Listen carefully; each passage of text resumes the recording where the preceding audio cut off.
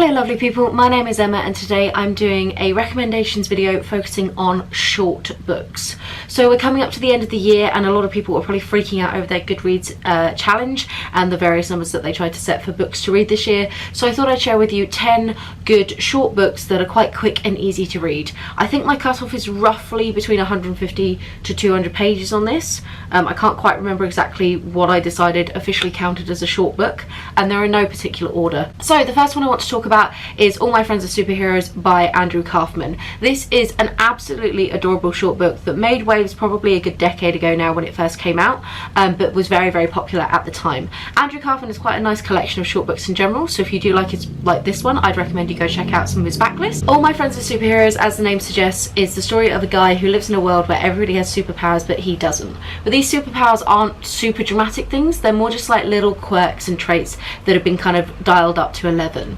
It's the story of him and his girlfriend the perfectionist that he is trying to win back over the course of a plane journey, and she's managed to make it so that she can't see him anymore, and it's about him trying to win back her affections.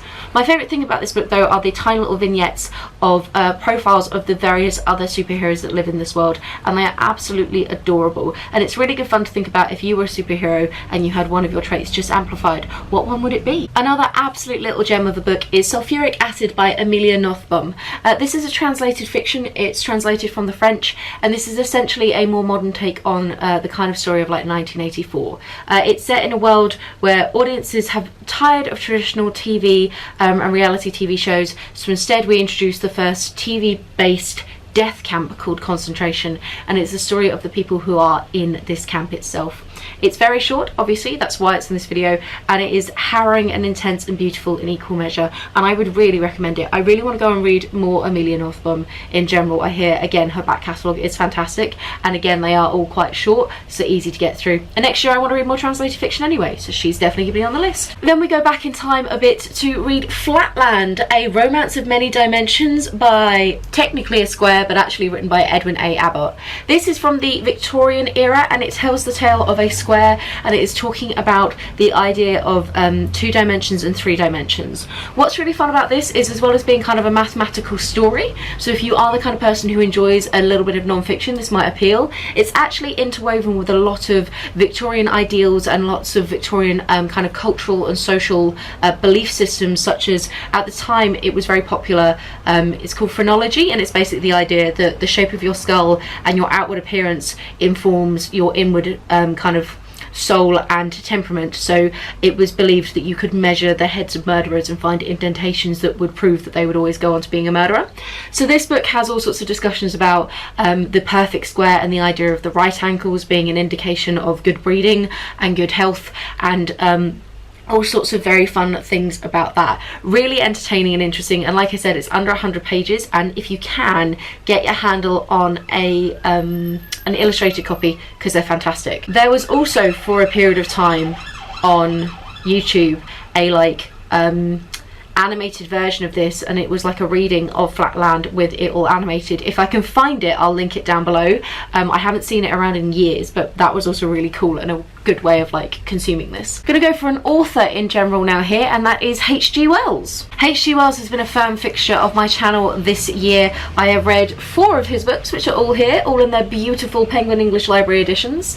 I think he's an absolutely fantastic sci-fi writer. Again, if you're trying to get into classics, it's an amazing place to start if you do like sci-fi or fantasy. He really was pushing the envelope and pioneering a lot of the very classic sci-fi tropes that we know and love today. For example, we've got things like the Invisible Man, we've got the time machine, which is one of the first instances of time travel via a machine in a book. You've got the absolutely iconic alien invasion story of War of the Worlds, and you've got the super fun, super quirky Island of Dr. Moreau, which is looking at genetic mutation and genetic experiments.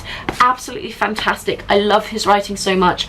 Honestly, it's just a case of like, I don't even know which one I'd recommend you start with, because it's just kind of see which one appeals, and he has an absolutely huge back catalogue of over 60 titles, so I'm sure sure something in there will appeal. I've got his one, The First Men on the Moon, on audiobook, which I need to get to soon, and hopefully once I've read a few more of his, I'm going to do an entire dedicated video to H.G. Wells. His writing style is so easy and comfortable, and it's such a lovely introduction to Victorian literature, so definitely would recommend him. Then we have The Woman in Black by Susan Hill. This is such an absolutely iconic ghost story. It's been made into a pretty shockingly bad movie, but an incredible play. If you ever get a chance to go see it, please do. It tells the tale of a young gentleman who is going to an estate to deal with some of the affairs of the woman who's died there, but there is the woman in black, a ghost who haunts the place and the marshes that surround it. It is creepy and terrifying and spooky, and genuinely the play like legit gave me nightmares. Absolutely traumatic, but fantastic in equal measure. There's some really fun twists in it, and just the way that it builds the suspense and the tension is wonderful. I think Susan Hill is a fantastic author, and I really want to get to more of her books soon, because there's no way somebody who wrote The Woman in Black can't have more good books in her back catalogue. Again, if you like her work, she has another one called The Small Hand, which is also very short, so might be a good one to do if you're looking for a little dash of spooky this winter season but don't want to commit to a full-blown 350-page ghost story. Going again with an entire author rather than just one of their works, we have Sir Arthur Conan Doyle, specifically the Sherlock Holmes series, because that's the only stuff of his that I've read. So this is A Study in Scarlet and The Sign of Four, but he has a huge collection of books and also a lovely collection of short stories all around the infamous Sherlock Holmes character. I don't really need to say a crazy amount about this. Again, I've been reading a lot of Sherlock Holmes recently, so if you are a regular on my channel, you already know how much I am absolutely loving Sir Arthur Conan Doyle's writing style. It's really fun and interesting, and I'd say if you like, Sherlock Holmes is such a staple of our pop culture, it's wonderful to go back to the original and see kind of what his character was at the heart of it, because I do think it's been mangled and twisted quite a lot and amplified by a lot of recent pop culture and media for it. So it's really nice to go back and see him and Watson's original relationship pre kind of the BBC series, Robert Downey Jr. and all that kind of side of things. So yeah, really good fun, such a lovely rip-roaring detective tale, and if you are a fan of thrillers, you have to read these. Like, it's just such an iconic part of the thriller literary canon. On the note of like my final kind of cheeky little classic book, I would definitely recommend Dr. Jekyll and Mr. Hyde by Robert Louis Stevenson. Again, it's tiny and it is just such an iconic book, and it's so much fun going back to these kind of originals before this story and this like idea kind of seeped into our general pop culture and knowledge of kind of literary works. It is emotive and intense, and I actually listened to it on audiobook, narrated by Richard Armitage. It's on Audible. Totally go check that out. That is incredible. But it's not going to take you very long. I think the audiobook is like 6 hours. This you could do comfortably in an afternoon, and again, really perfect for this sort of wintry, autumnal, spooky kind of vibe. There's a lot of tension, there's a lot of mystery and unknown, and I wish, this is one of these books where I wish I could have a time machine and go back in time and wipe my brain and be able to experience it the first time round with all of the people when it originally came out, not knowing about the Jekyll Hyde kind of dichotomy that is so well known, because I can't even begin to imagine how cool that would have been as an experience. So I would definitely recommend this one. Okay, bringing it back to some more modern books, we have slightly beefier than a lot of the ones on this list. We have 15 Dogs by Andre Alexis.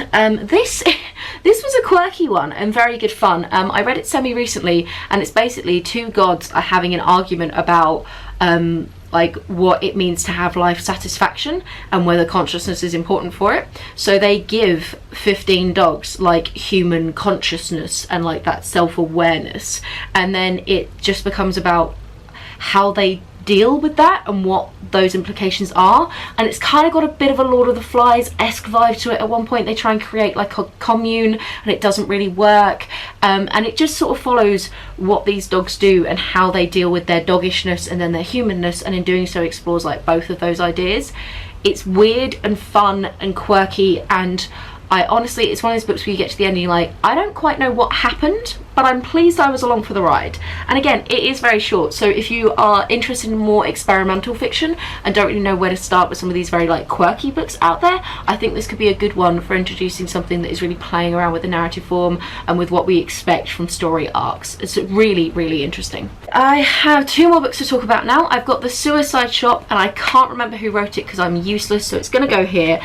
This is a lovely, heartwarming story about a family who, they live in a world where basically they sell ways to commit suicide. So if this is something that you are gonna, for whatever personal reasons, like, potentially don't go and read it, depending on what your background is, maybe avoid this one.